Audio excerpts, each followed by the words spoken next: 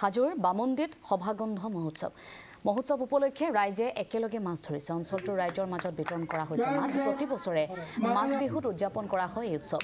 অঞ্চলটোত আজিও অব্যাহত আছে 169 বছৰীয়া এই পৰম্পৰা। আমি দৃশ্যাংশ দেখুৱাইছো।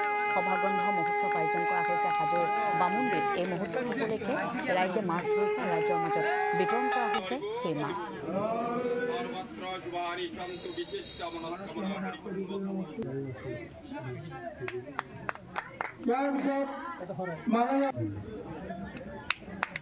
এটা সমূহীয়া অনুষ্ঠান, সকলো ৰাইজৰ ঐক্য সংহতি বজাই ৰখাৰ কাৰণে এই অনুষ্ঠানটোৱে প্ৰধান অনুষ্ঠান বুলি আমাৰ ইয়াত গণ্য হয়।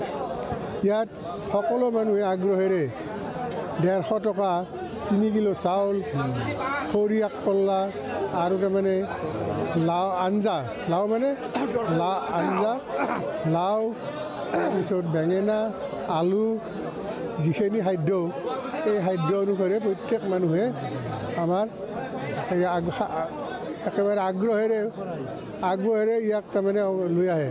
আৰু সেইটো চান্দা হ'ল প্ৰতি ঘৰ পৰিয়ালৰ 150 টকা। পৰম্পৰা 150 বছৰ আগৰে আমি যেতিয়াৰ পৰা জানা হৈছোঁ তেতিয়াৰ পৰা আমি ইয়াত মাছ মাৰিবলৈ আহোঁ।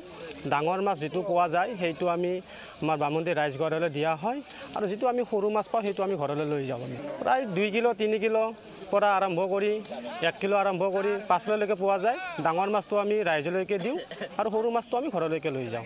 আমি ধৰক ৰাইজলৈ দিয়া মাছৰ পৰিমাণ 2 কিলোৰ ওলাইছে, 3 কিলোৰ ওলাইছে, সেই মাছটো আমি দি দিছোঁ ৰাইজলৈকে।